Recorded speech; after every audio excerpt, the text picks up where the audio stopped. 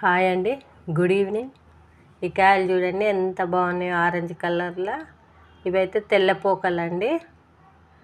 చూడండి పైన ఆరెంజ్ ఉంటాయి, అయినాకనేమో నల్లగా అయితే. ఇగో పోక కూడా పైన నల్లగా ఉంది కదా, ఇంకొంచెం ఎండింది అనుకోండి తెల్లగా ఉంటుంది.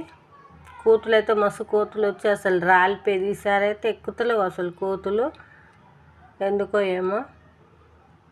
మా ఆయన అయినాయేమో అని కొట్టిండు, కొడితే ఎక్కువ రాలితలేవు, కొన్ని రాలినాయి.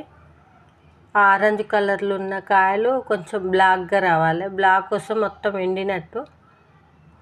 రాలిపి చూసిండు, అస్సలు రాలుతలేవు అవి.